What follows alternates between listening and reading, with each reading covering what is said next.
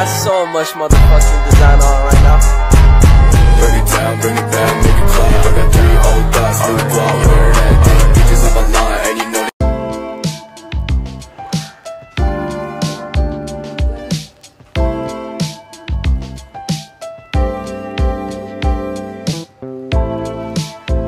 Halo semuanya, perkenalkan nama saya Leoni Angela dan rekan saya Vanessa, saya Anastasia, dan pada kesempatan kali ini kami akan membahas jurnal yang berjudul The Stock Market Reaction to Gaining or Losing the Foreign Private Issuer. Nah, jurnal ini ditulis oleh Brian Barnett, Bjorn Engelbrechtsen, and Troy J. Clark. Nah, kalau bicara tentang jurnal ini nih, kita punya banyak hal yang harus dibahas gak sih?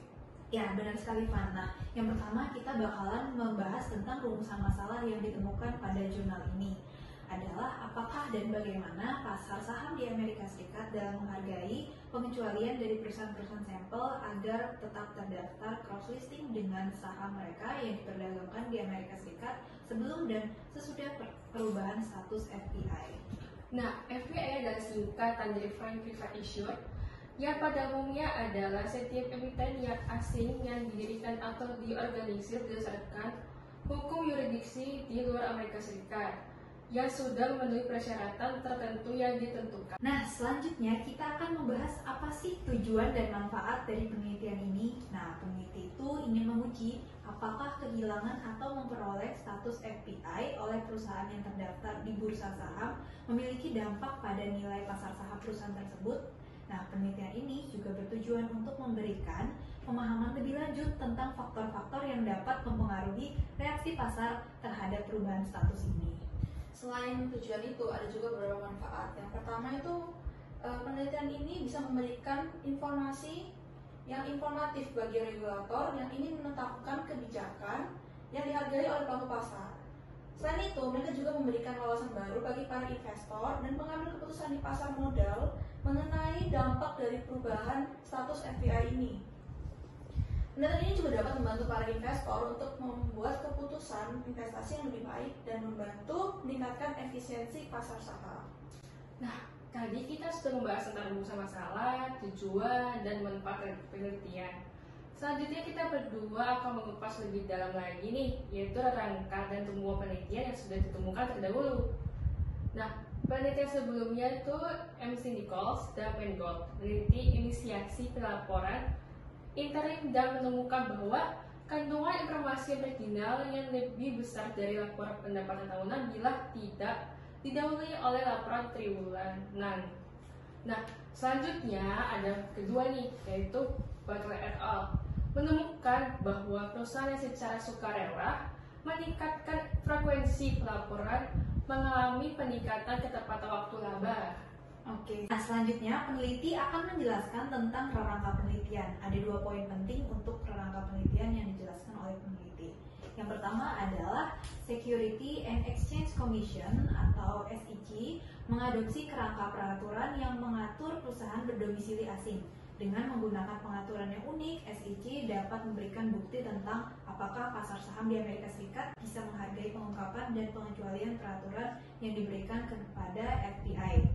Poin yang kedua adalah untuk mempelajari biaya dan manfaat dari 2 tingkat regulasi yang berbeda. Perusahaan yang berdomisili di luar negeri. SEC mengeksploitasi beberapa perusahaan yang mengubah status FPI dari waktu ke waktu. Untuk populasi dari penelitian ini, kita menggunakan perusahaan berdomisili asing yang kehilangan atau mendapatkan status FPI ini dari antara tahun 2000 sampai 2015. Nah, untuk menentukan sampelnya, apakah ada kriteria khusus yang digunakan dalam penelitian ini dalam menyaring sampelnya? Nah, tentu saja dong. Ada beberapa kriteria seperti mengirinasi perusahaan yang melakukan merger dan akuisisi, share offering, dan juga yang mengalami kebangkrutan. Benar banget, tapi selain itu, perusahaan yang mengalami perubahan struktural seperti itu dieliminasi agar hasilnya itu bisa lebih murni dan lebih akurat. Selain itu, perusahaan-perusahaan yang secara sukarela memenuhi standar pelaporan keuangan Amerika Serikat dan perusahaan-perusahaan yang menurut penelitian ini kurang memadai datanya juga dieliminasi. Setelah melakukan eliminasi tersebut, apakah ada beberapa perusahaan yang akhirnya diteliti dalam penelitian ini?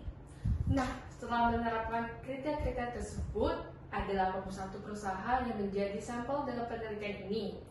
Dengan 58 perusahaan yang kehilangan status FPI dan 23 perusahaan yang memperoleh status FPI dan berhenti memenuhi semua standar pelaporan domestik. Oke, untuk sampel yang kalian dapatkan, kira-kira di mana sih kalian memperoleh data tersebut? Jadi sampel yang digunakan ini kami identifikasikan dari dua sumber. Yang pertama itu dari daftar tahunan perusahaan yang diterbitkan oleh SSI, dan juga yang kedua melalui laporan keuangan yang diajukan pada formulir 20F atau formulir 40F. Oke, wah menarik sekali ya. Nah, kita kan sudah membahas tentang rumusan masalah, tujuan, manfaat, dan sampel dari penelitian ini. Selanjutnya, kira-kira gimana sih gambaran umum dari hasil penelitiannya? Nah, pada hasil penelitiannya menunjukkan bahwa perusahaan yang kehilangan status perusahaan swasta asing mengalami reaksi negatif dari pasar saham. Nah, sementara perusahaan yang memperoleh status perusahaan asing mengalami reaksi positif. Nah, selain itu, penelitian ini juga membahas faktor-faktor apa saja sih yang mempengaruhi perolehan atau kehilangan status perusahaan swasta asing pada dasar saham. Penelitian ini juga bisa memberikan informasi bagi regulator untuk meningkatkan atau mengembangkan persyaratan tata kelola perusahaan sesuai dengan kondisi yang ada. Oke, nah dari hasil tersebut mungkin bisa dijelasin lagi nih, apa kesimpulan yang bisa kalian simpulkan dari penelitian ini? Kesimpulan utama yang dapat diambil adalah keputusan perusahaan untuk meninggalkan atau bergabung dengan status FPI memiliki dampak yang signifikan terhadap harga saham. Selain itu, penelitian ini juga menemukan bahwa perusahaan yang kehilangan status FPI cenderung mengalami penurunan harga saham yang lebih besar daripada perusahaan yang mendapatkan status FPI ini. Wah, menarik sekali penelitian ini dan kesimpulannya juga sangat-sangat bagus ya. Nah, untuk penelitian selanjutnya, apakah ada rekomendasi atau saran-saran yang mungkin akan berguna bagi penelitian selanjutnya? Untuk penelitian selanjutnya mungkin bisa menambahkan variabel moderasi yang akan membantu mempengaruhi hubungan antara variabel independen dan dependen. Selain itu, peneliti selanjutnya juga bisa menambahkan memperbanyak data pendukung, bukan hanya mengutip dari peraturan-peraturan aja. Periode waktu yang digunakan juga mungkin bisa diperlebar agar lebih akurat. Peneliti juga berharap untuk peneliti selanjutnya bisa menggunakan instrumen kualitatif dengan topik yang serupa. Oke, sekian review jurnal pada hari ini. Semoga bisa bermanfaat bagi para penonton. Saya Leoni, pamit undur diri. Saya Vanessa, pamit undur diri. Saya Anastasia, pamit undur diri. Sekian dan terima kasih.